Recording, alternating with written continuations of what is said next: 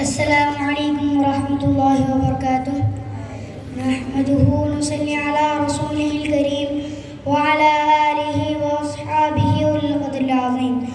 أما بعد فأعوذ بالله من الشيطان الرجيم بسم الله الرحمن الرحيم ارباب نظر کوئی ایسا نہ ملے گا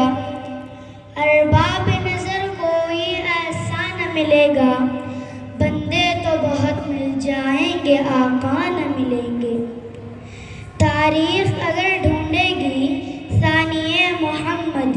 تاریخ اگر ڈھونڈے گی ثانی محمد ثانی تو بڑی چیز ہے ضائع نہ ملے گا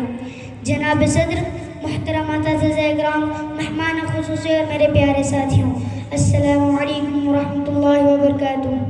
سامعین آج مجھے جس موضوع سخن پر لب کشائی کرنے کا موقع دیا گیا ہے وہ موضوع امام الانبیاء سید الانبیاء والی کون و مکان آقائے دو جہاں نور الہدا منبع مہر و وفا سر چشمہ رشد الہدا پیغمبر رب ارض و سما خواجہ بدر حنان جد الحسن والحسین سراج منیر بشیر النذیر ساقی کوثر شافی روز جزا سالار کائنات فخر اولاد آدم مجسم عبادات مبلغ قرآن صاحب فرقان سرچشمہ بادی برحق احمد مجتبی حضرت محمد مصطفیٰ صلی اللہ علیہ وسلم کی سیرت اقدسیہ ہے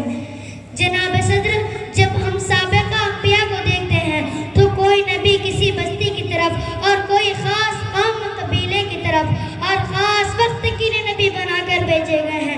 مگر جب اللہ تعالیٰ نے اپنے آخری نبی حضرت محمد مصطفیٰ صلی اللہ علیہ وسلم کو بھیجا تو کہا کہ اے میرے پیغمبر ہم نے آپ کو فتح طائف قریش میں عبد المناف یا عرب کے لیے نہیں بلکہ اے میرے پیغمبر